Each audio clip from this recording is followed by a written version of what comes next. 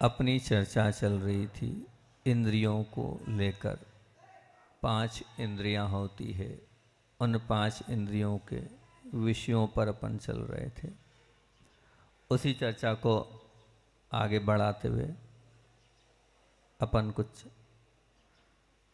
समझने का प्रयास करते हैं। रोग को शत्रु माना जा सकता है, रोग को शत्रु माना जा सकता है क्योंकि वह तंदुरुस्ती को हर लेता है, हमारे स्वास्थ्य को हर लेता है, हमारी शांति को हर लेता है, हमारे सुख को हर लेता है। इसलिए हम रोग को क्या मानते हैं? शत्रु मानते हैं। बदमाश को शत्रु माना जा सकता है। क्यों बदमाश को शत्रु माना जा सकता है? क्योंकि वो हमारी संपत्ति को लूट रहा है, हमारे धन को लूट रहा है, हमारा सब कुछ चला जाएगा। इसलिए बदमाश भी हमारे लिए क्या है? शत्रु है। आपकी गाड़ी कमाई, आपने मेहनत से कमाया है, वो धन लूट के ले जा रहा है, इसलिए वह बदमाश भी आपके लिए शत्रु है, उसको आप शत्रुवत मानते हैं। आप उस कातिल को भी दुश्मन मान सकते हैं, मानते क्यों? क्योंकि वो आपके प्राण हरण करने वाला है। जिन प्राणों से आपको जीना है, उन प्राणों को ही समाप्त करने वालों को भी आप हमेशा दुश्मन की तरह देखते हैं कि कब ये मेरे साथ गलत कर ले। कोई भरोसा नहीं, कोई पता नहीं ये कब हमारे प्राण हर ले। उसको भी आप हमेशा शत्रुवत देखते हैं और शत्रुवत व्यवहार करते हैं। ये एक सामान्य चीज़ है। परंतु मैं कुछ दूसरी चीज़ करूँगा। अनियंत्रित इंद्रियां, अनियंत्रित इंद्रियां मदहोश कषाय। अनियंत्रित इंद्रियां और मदहोश कषाय। तीसरी चीज, ना दिखाई देने वाले ये कर्म।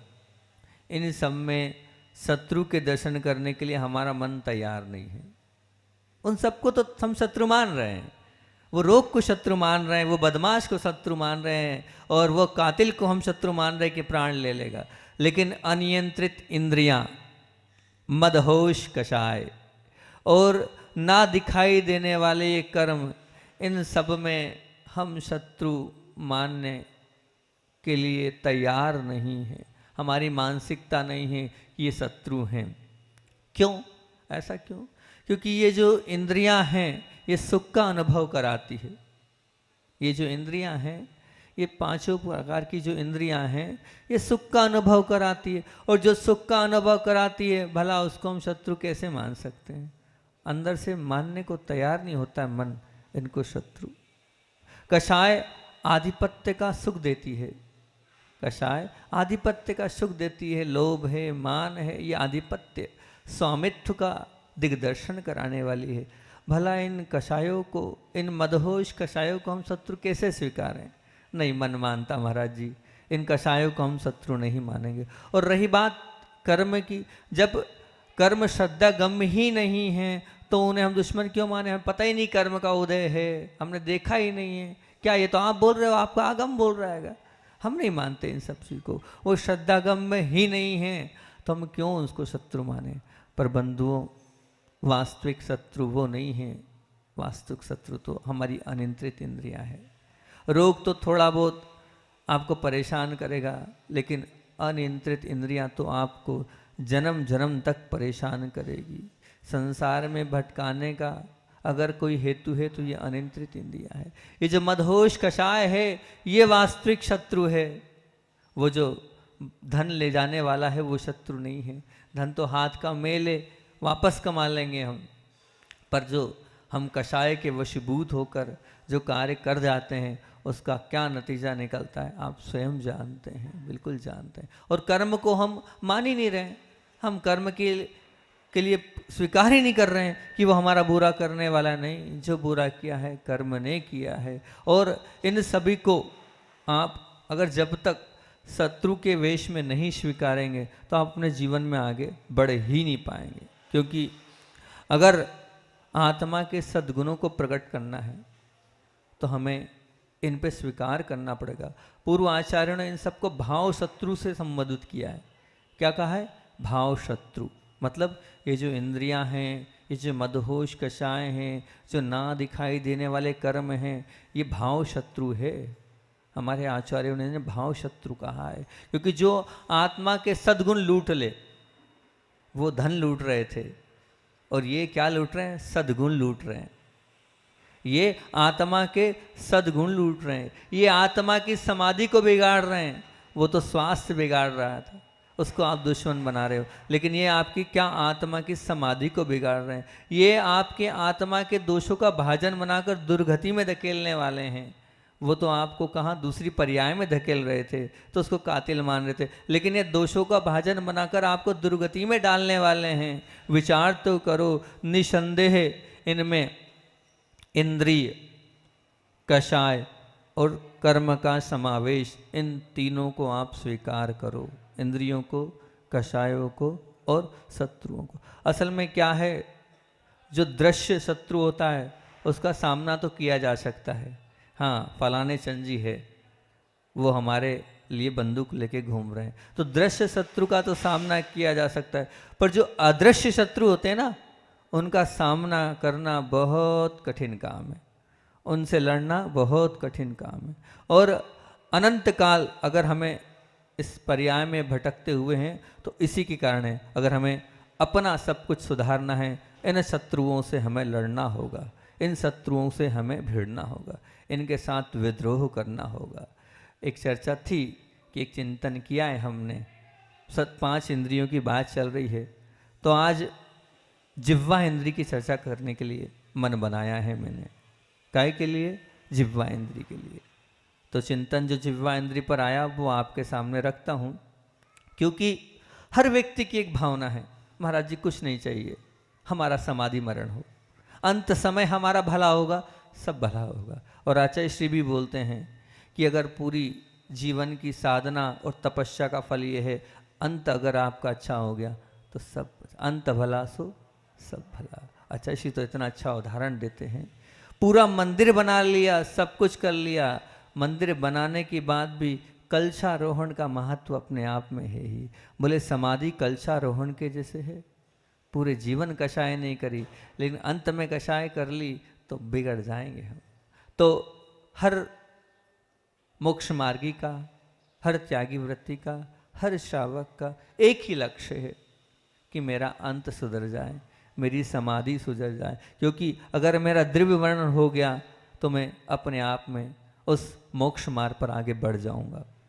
तो उसके लिए एक ही बात मैं आप लोगों के सामने रखता हूँ। आप सब चाहते हैं हमारा मरण अच्छा हो, अंत अच्छा हो, तो आहार की लेस्या, आहार की लेस्या को अत्यंत फीका और दुबला करना पड़ेगा। आहार की लेस्या को अत्यंत क्या करना पड़ेगा? फीका और दुबला करना पड़ेगा। फीका, और मैं समाप्त करने की बात नहीं कर रहा हूँ, मैं आहार, आप क्या कह रहा हूँ ध्यान से सुनना, मैं नहीं कह रहा हूँ आप त्याग कर दो, मैं कह रहा हूँ आहार की लेस्या को फीका और दुबला करना पड़ेगा, अन्यथा मन अगर उसी में रम गया तो ध्यान रखना समाधि आपकी बिगड़ जाएगी। समाधि आपकी क्या होगी? बिगड़ जाएगी। बहुत अच्छे से आपने, एक बात आपके बीच में रखता हूँ, शायद हो सकता है उस बहाने आपके मन में कुछ बैठ जाए। आपने बहुत से लोगों को देखा होगा वृद्धावस्था में, वही कहते हैं कान से कुछ कम सुनाई देता है। बहुत से लोगों को आपने सुना होगा, ये कहते हैं महाराज जी कान से बहुत कम सुनाई देता, वृद्धावस्था है। बहुत अच्छी बात है ये।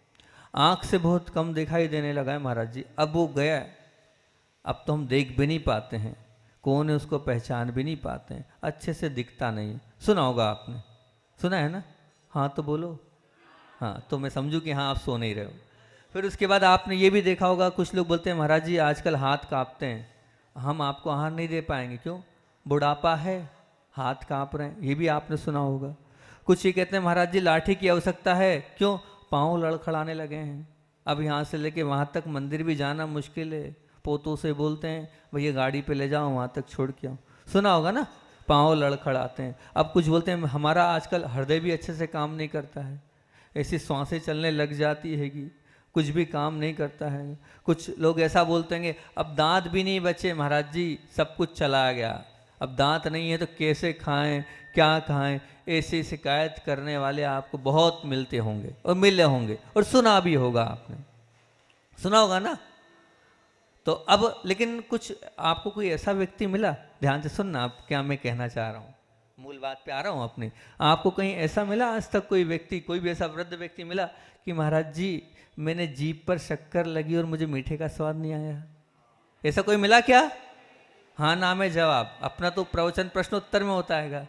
कोई मिला क्या कि जीभ पे शक्कर रखी, कोई वृद्ध कोई दादी मिली हो 92 95 102 105 107 120 तक की उम्र होती है कि 105 साल की दादी से पूछना कि आपको जीभ में शक्कर रखी, क्या उस शक्कर का स्वाद ऐसा तो नहीं फीका आया हो? कोई मिला ऐसा? नहीं ना। आप घर में अपनी दादी से पूछ लेना जाके। कोई आपको ऐसा मिला क्या कि हमने सब्जी में मिर्ची डाली, उनको मिर्ची का स्वाद नहीं आया हो? कोई मिला ऐसा वृद्ध? नहीं मिला। अच्छा, कोई ऐसा मिला कि दाल में नमक नहीं डाली फिर भी वो तो कुछ फीकी नहीं लगी नहीं रही हमें तो फीकी? ऐसा कोई मिला वृद्ध जो ये बोले कि दाल फीकी लगी नहीं रही, हमें तो बस नमक वाली लग रही है? कोई मिला ऐसा? नहीं। मतलब क्या है ये वास्तविकता? ये वास्तविकता ये बताती है कि शरीर के सभी अंगों पर आयु का असर भले ही होता है, परंतु जीभ पर सब पे हो रहा है। आपके हाथ लड़खड़ा रहे हैं, आपकी आंखें, आपका कान कम सुनाई दे रहा है, आप स्वीकार कर रहे हो। आपसे ही पूछा था, आप ही ने मुझे जवाब दिया था ना जवाब। आपने क्या कहा? हाँ हमने सुना है। लेकिन बताओ वो आप जीभ के लिए क्या कह रहे हो? नहीं, जीभ तो वृद्धावस्था में भी भली चंगी है, कहीं कोई भी नहीं, उसको मीठा तो मीठे का स्वाद भी आ रहा है, नमक का स्वाद भी आ रहा है, मिर्ची का स्वाद भी आ रहा है, सबका स्वाद आ रहा है। मतलब क्या कहना है, ये जीभ जो है चाहे पहले हो चाहे बाद में हो, ये तो जवान ही रहती है। तो यदि कोई इंद्रिय जन्म के साथ प्रभावकारी ढंग से काम करने वाली है तो वह है जीभ। मतलब जन्म के साथ ही प्रभावकारी है, जन्म लेते ही। और यदि कोई जीभ यानी कोई इंद्रिय अगर जीवन पर्यंत प्रभावकारी बनी रहती, वो भी क्या है? जीभ। अंतिम समय तक काम कर रही है, अंतिम समय तक। क्योंकि देखो और अपन पीछे चलते हैं, कोई दिक्कत नहीं, ये तो वृद्धावस्था में ले लिया, अपन बचपन में चलते हैं। जन्म के साथ ही आपकी आंख मिलती है, परंतु वो बंद सी रहती है। आंखें मिली है आपको पर वो बंद सी है। कान खुले रहते हैं फिर भी शब्द बोध नहीं। जन्म लेते ही कान तो है ना, वो सुनता भी है, वो बालिका जो भी है, पर शब्द बोध नहीं उसको, वो समझ नहीं पा रहा है शब्दों को। पाँव होते हैं परंतु चलने फिरने की क्षमता नहीं है उसके पास। पाँव तो है, चल पाता है क्या वो अपने पाँव से? नहीं ना। 4 या 5 महीने बाद चलता होगा बच्चा, कितने महीने बाद चलता है? 1 साल बाद। अब हम तो भूल भाल गए, 1 साल बाद चलता है, मतलब नहीं चल पाता है ना। बहुत अच्छी बात है। अब आप हाथ होते हैं परंतु हाथ होते में भी आदान प्रदान कर लेता है क्या वो? जन्म लेते ही कर पाएगा? वो आदान प्रदान भी नहीं कर पाएगा, कुछ उठा के आपको दे भी नहीं पाएगा, और आप कुछ दोगे तो वो रख भी नहीं पाएगा। परंतु बताओ जो उसको जिह्वा होती है, वो जिह्वा उस बचपन में उसको स्वाद आता है कि नहीं? तो जन्म से ही ये जो रसना इंद्रिय है हमारी, ये रसना इंद्रिय जो है वो जन्म से ही प्रभावकारी है और अंतिम समय तक भी प्रभावकारी रहेगी। बताओ है कि नहीं? ये प्रभावकारी है। अब सबसे बड़ी लड़ाई इसी को, जीभ को ही हमें करना है, क्योंकि जीभ को जीत लिया तो सब लिया। जीभ के द्वारा ही स्वाद की अनुभूति एकदम व्यवस्थित होती है। मतलब कितनी अद्भुत बात है, जन्म से लेकर बुढ़ापे तक एक यही इंद्रिय है जो जवान होती है, इसकी वृद्धावस्था नहीं आती है और ये बचपना भी नहीं झेलती है। मतलब शुरू से युवा अवस्था में है और आखिरी तक युवा अवस्था में जाएगी। चाहे बाल्य अवस्था ले लो, चाहे युवावस्था ले लो, चाहे प्रौढ़ अवस्था ले लो, चाहे वृद्धावस्था ले लो, चारों अवस्थाओं में यदि कोई इंद्रिय है तो वह है स्वाद इंद्रिय, रसना इंद्रिय, जिसका आपको अनुभव होता है। इसलिए आचार्यों ने एक बहुत महत्वपूर्ण बात लिखी है ग्रंथों में, रसे जिते जितम सर्वम। क्या बोला? रसे जिते सर्वम जितम, जितम सर्वम। मतलब जिसने इस रसना इंद्रिय को जीत लिया उसने सबको जीत लिया। जिसने इस रसना इंद्रिय को जीत लिया उसने सब कुछ जीत लिया, अब कुछ बाकी नहीं रहा उसे। वो तो पूरी लड़ाई लड़ चुका है, वो तो अब चक्रवर्ती पद बन गया, मिल गया उसको। इतना महान माना है इस रसना इंद्रिय को। बहुत से लोगों का अंत बिगड़ता है इस रसना इंद्री के कारण। क्योंकि हम बिना चले रुक सकते हैं एक स्थान पर, हम बिना बोले भी रह सकते हैं, हम बिना देखे भी रह सकते हैं, हम बिना सुने भी कई दिन तक रह सकते हैं, लेकिन बिना खाए रहना बहुत मुश्किल है। परंतु अब मैं मानता हूँ अधिक दिन तक आप बिना खाए ही नहीं रह सकते, पर मैंने आहार त्याग की बात नहीं करी है। शुरू में ही मैंने आपको जो मेरा आधार बताया था वो कहा था आहार की लेशा को कम करना है, उसको दुबला करना है।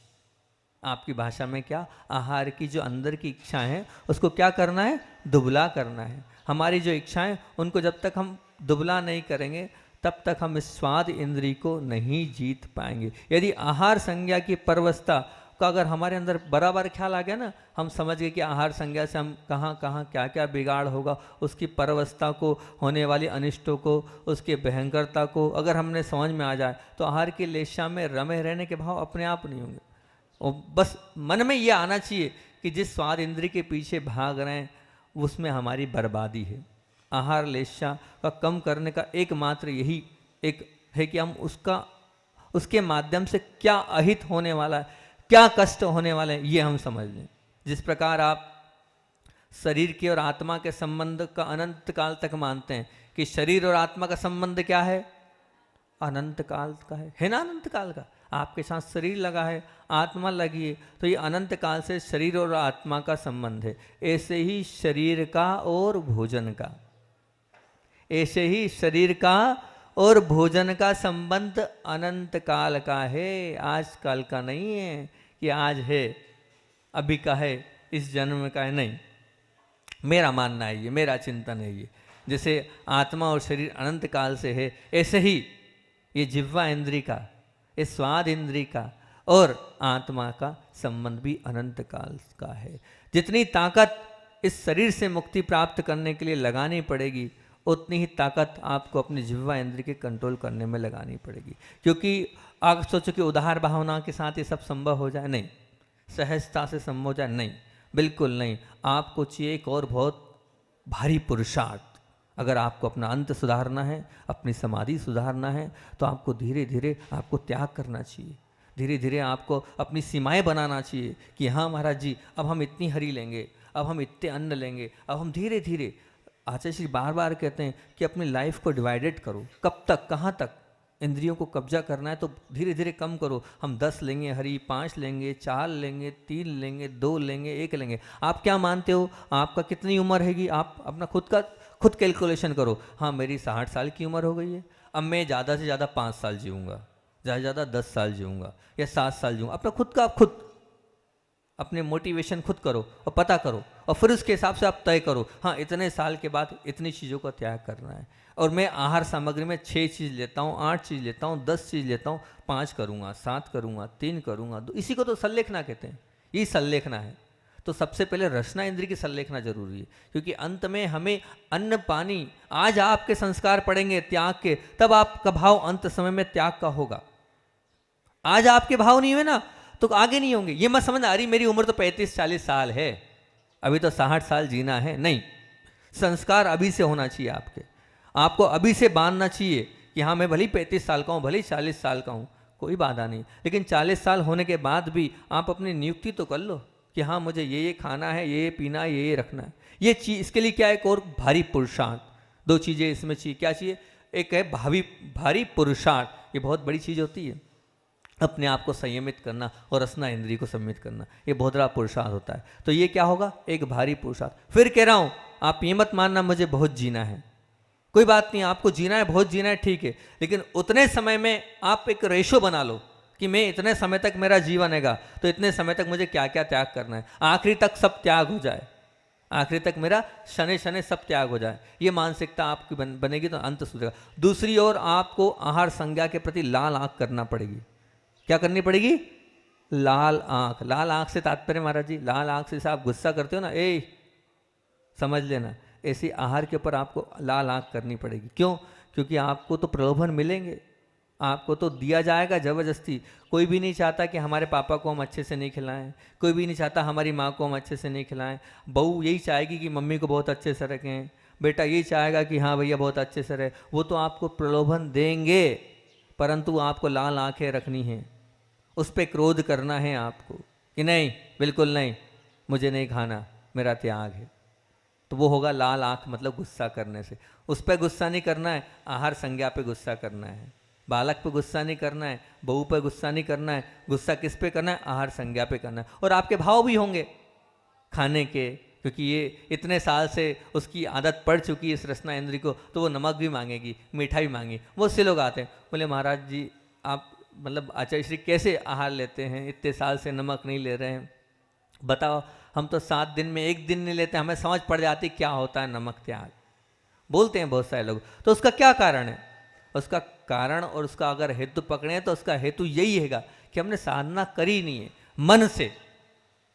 कहाँ से? मन से। अगर हमने लाल आंख दिखा दी ना तो वो कुछ भी नहीं, सब भूल जाएंगे, नहीं यानी नहीं, फिर कभी आकुलता नहीं होगी उसके प्रति, क्योंकि आप भेड़ चाल चल रहे हैं। भेड़ चाल से तो क्या, त्याग करना है इसलिए कर रहे हैं, त्याग करना है, सब लोग कर रहे हैं इसलिए मैं रस्सी पाल रहा हूँ और फिर मन मार के कर रहा हूँ। जिसके अंदर क्रूरता होती ना, बोल आदिनाथ भगवान क्या बोलते हैं कि निर्दयता से, निर्दयता भस 7 क्रिया, मतलब क्या, निर्दयता रखो आप, उसमें किसी प्रकार का समझौता नहीं होना चाहिए। जो रसना इंद्री के प्रति निर्दयता रखेगा उसका ही मरण सुमरण होगा, अन्यथा नहीं होगा। तो आपको लाल आंखें दिखानी ही पड़ेगी। तो ये जो आप लाल आंख पुरुषार्थ की ओर बढ़ेंगे तो वो आप तप की ओर अग्रसर होगा। जैसे जैसे आप पुरुषार्थ करेंगे उसके त्याग की ओर, तो एक मान के चलना वो क्या होगा, वो तप होगा। और जो आप लाल आंख दिखा रहे हैं ये त्याग को प्रोत्साहन देगी। जैसी आपकी लाल आंखें हो रही है वो क्या होगी, वो आपको त्याग का प्रोत्साहन देगी। तप आत्मा को आहार के बिना सत्व पैदा करेगा। ये मत समझना कि आप बिना आहार के रह सकते हैं। वो सत्व कब आएगा, जब आपकी पुरुषार्थ होगा। वो पुरुषार्थ मतलब तप, जब तप की भावना होगी तो आत्मा के अंदर अपने आप सत्व पैदा होगा, अपने आप अंतरिंग शक्ति उत्पन्न होगी, और अंतरिंग शक्ति से सब कुछ होता है। देखो साधु लोग रहते हैं कि नहीं, अंदर का स्टेपना रहती, वो भी एक टाइम कर लेते हैं। पहले वो भी 4-4 5-5 बार खाते थे आपके जैसे, एक टाइम हुआ कि नहीं, और 5 भी करते हैं कि नहीं, सब होता है। अंतराय होते तो रहते कि नहीं, अंदर आत्मा में शक्ति है, हम उसका उजागर नहीं कर रहे हैं। आपके अंदर भी अपार शक्ति है, आप उसको प्रयोग नहीं कर रहे हैं। आपने अपने मन की मानी है, इंद्रियों के कब्जे में है, रसना इंद्री कब्जे में है। इसलिए हमने अपनी धारणा बना ली, हमें एक टाइम खाना है, हमें शाम को आज तक भूख नहीं लगी। दीक्षा के इतने साल हो गए, मानसिकता ही नहीं है, मन में हमने बनाया ही नहीं कि हमें खाना है, तो बात ही खत्म।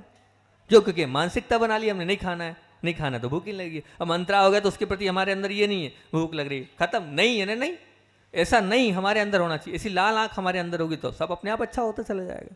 वो लगेगा ही नहीं हमने ये चीज़ छोड़ी है या हमें खाना है, या हमारा मन उस ओर जाएगा। तो वो सत्व कहाँ है, आपके आत्मा में है। उस सत्व को आपको उत्पन्न खुद स्वयं करना पड़ेगा, अपने खुद के भावों से, अपने खुद के परिणामों से। और वो जो त्याग आपने किया पदार्थों के बिना पसंदगी के, आपको संभाव पैदा कर देगा। मतलब जैसे ही आपके त्याग की भावना हुई ना, तो आपके अंदर क्या हो जाएगा, एक संभाव हो जाएगा कि मुझे कुछ पसंद नहीं है, मुझे कुछ पसंद नहीं है, मेरी जिह्वा इंद्रिय को कुछ पसंद। तब जब आप लाल आंखें करोगे, लाल आंखों के माध्यम से त्याग की भावना जगेगी, और त्याग की भावना के बाद वो पसंदगी में अपने आप संभाव आ जाएगा। पर आपको लाल आंखें करनी पड़ेगी, मन को आपको तैयार करना पड़ेगा। पर आपको बहुत सारे लोग मिलेंगे, बहुत सारे ऐसे लोग मिलेंगे, वो आपकी मानसिकता को खराब करेंगे। वो क्या कहेंगे मालूम आपसे, वो ये कहेंगे शरीर अच्छा होगा तो धर्म आराधना अच्छी होगी, और खुराक अच्छी होगी तो शरीर अच्छा होगा। क्या बोल देंगे वो आपको इस प्रकार से डीमोटिवेट करेंगे। वो आपको कहेंगे अरे कहाँ महाराज जी के प्रवचनों में आ रहे हो आप, शरीर अच्छा होगा तो धर्म अच्छा होगा, और खुराक अच्छी होगी तो शरीर अच्छा होगा। ये आपको वो समझाएंगे। तो मैं ऐसा नहीं बोल रहा, इस मानसिकता को मैं सब कुछ नहीं मानता हूँ, मैं इस मानसिकता को मानता तो हूँ, पर शरीर अच्छा होगा धर्म आराधना अच्छी होगी, ये केवल अर्ध सत्य है। मैं स्वीकार करता हूं ये अर्ध सत्य है, नहीं बता रहा हूं, नहीं सुनो, अब आगे सुनो आप, इसको अर्ध सत्य बोल रहा हूं मैं नकार नहीं रहा हूं उसको, मैंने नकारा नहीं है, मैंने क्या बोला है, अर्ध सत्य। अर्ध सत्य, अपूर्ण सत्य क्या है, पूर्ण सत्य आपके सामने रखता हूं, अर्ध सत्य है ये जो लोग बोल रहे हैं ये अर्ध सत्य है। मैं साबित करके बताऊंगा क्या बोलना चाह रहा हूं पूर्ण सत्य। तो पूर्ण सत्य क्या है महाराज जी, तो मैं बताता हूं, मन निर्मल होगा, मन निर्मल होगा, सत्व अंदर से प्रचंड होगा, आराधना के प्रति तीव्र लगन होगी और महत अंदर से पाप भीरुता होगी, तो आपकी धर्म आराधना अच्छी होगी, शरीर से नहीं होगी। क्या होगा? मन निर्मल, आपके मन में निर्मलता चाहिए, शरीर की पुष्टता से कुछ नहीं होने वाला। ये छोड़ दो आप बात कि शरीर से सब कुछ होता है, मन निर्मल होना चाहिए, मन की निर्मलता से सब कुछ होता है। मन निर्मल ही नहीं है, शरीर अच्छा होगा तो क्या कर लोगे आप बताओ? अंदर से सत्व प्रचंड होना चाहिए, सत्व मतलब अंदर की ताकत होना चाहिए, आत्मा की शक्ति होना चाहिए। आत्मा की शक्ति नहीं होती तो अच्छे अच्छे शरीर वाले कुछ नहीं कर पाते हैं। हष्ट पुष्ट शरीर है, कुछ नहीं होता उनसे, अंत समय में क्रोध करते करते जाते हैं। अंदर का सत्व प्रचंड होना चाहिए, आप ये भूल जाओ। आराधना की अंदर से तीव्र लगन होना चाहिए प्रभु के प्रति। वो अंदर से तीव्र लगन कहाँ है? वो जिसके शरीर नहीं है उनकी भी देखिए हमने तीव्र लगन, और जिनके शरीर उनकी भी देखिए हमने कैसी तीव्र लगन होती है। तो शरीर को मत बोलो। सत्य स्वीकार करता हूं कि शरीर से धर्म होता है, लेकिन ये अर्ध सत्य है। पूर्ण सत्य तो तब होगा जब क्या होगी, ध्यान रखना, मन निर्मल होगा। एक बात, पहली बात क्या? मन निर्मल होगा, अंदर से सत्व होगा, अंदर की आत्मा की ताकत प्रचंड होगी। तो तीसरी बात, आराधना की तीव्र अंदर से लगन हो। और चौथी बात, महत पाप भीरुता हो, मतलब अंदर से आपको डर हो, पाप हो, तब कहीं जाकर आपका वो शरीर भी काम करेगा। ये चीज ही नहीं है तो कोई मतलब नहीं है। ये है पूर्ण सत्य, और यही सब कुछ है। आप उठा के देख लो पुराण ग्रंथों को, पुराण ग्रंथों को उठा के देख लो, आपके सामने। आपने बोल दिया, अच्छी याद आ गई आपके कारण वो बात। उठा के देख लो सनत चक्रवर्ती को। वो सनत चक्रवर्ती जो कुष्ठ रोग से पूरा, पहले तो कितना सुंदर था वो, कैसा था कि देवलोक देखने आए थे उसकी सुंदरता को, और जैसे ही उसने मान किया और तुरंत क्या, कौन सा रोग हो गया? कुष्ठ रोग हो गया। अब उसने उस शरीर की नश्वरता को समझा और जाके दीक्षा ले ली, और गहन वन में वो तपस्या कर रहा है। फिर देवलोक में चर्चा चली कि अगर कोई तपस्वी है तो वो मुनिराज हैं, गहन वन में तपस्या कर रहे हैं। उस वक्त सबसे सुंदरता की चर्चा जब चली थी इंद्रलोक में, देवलोक में, तो वो पूरे इंद्र आए थे परीक्षा लेने। अब बोले अगर कोई तपस्वी है तो वो है नीचे सनत कुमार चक्रवर्ती, जब भी मुनि अवस्था में है, देवों को रहा नहीं गया था। वो देव लोग आए थे और चिल्ला चिल्ला के क्या कह रहे थे, आप सबको मालूम है क्या कहते? कोई भी बीमारी हो, कैसी भी बीमारी हो, सब बीमारियों का इलाज है हमारे पास, हम पूरी बीमारी समाप्त कर सकते हैं। कैसा भी रोग हो, हर प्रकार के रोग का इलाज हमारे पास है। चिल्ला चिल्ला कर उनके पास से निकल रहे थे, पर वो अपनी आत्मा में ध्यान में लीन थे, बार बार आगे पीछे घूम रहे थे, चारों तरफ घूम रहे थे। और फिर आकर उनसे निवेदन किया और कहा कि भैया हम तो यहाँ रोग आपका दूर कर सकते हैं, कोई रोग हो तो बताओ। उनने कहा नहीं, मेरा तो एक ही रोग है, वो दूर नहीं कर पाओगे। बताओ उनने क्या जवाब दिया था? इस रोग को दूर कर सकते हो? बस वही रोग है, ये शरीर का रोग रोग नहीं है, ये रोग ठीक कर दोगे तो दूसरा रोग लग जाएगा। बताओ, तो वो क्या था? वो प्रबल अंदर से प्रचंड था, ताकत थी। अब दूसरा उदाहरण दे देता हूँ, अध्यक्ष जी हमारे विरोध में खड़े, उनके लिए दे रहा हूं मैं दूसरा उदाहरण। दूसरा उदाहरण आपके सामने रखता हूं, क्योंकि बात हमें बिल्कुल दूसरी बात क्या, हष्ट पुष्ट, खूब हष्ट पुष्ट है, और जो इंद्रियों के कब्जे में थे और उनका अंत सुधरा है, वो कौन है बताओ? ब्रह्मदत्त चक्रवर्ती। ब्रह्मदत्त चक्रवर्ती, बताओ याद है कि नहीं कहानी? वो आपको सबको याद है। हष्ट पुष्ट थे, सब कुछ थे, इंद्रियों के कब्जे में गए, और उन्होंने क्या किया था? नमोकार मंत्र को, है ना, मांस खाया था ना, मांस खाया था ना। बताओ, वो तो हष्ट पुष्ट थे, अब याद आ गया था उसके लिए, हष्ट पुष्ट सब कुछ थे और नीचे नरक में गए वो।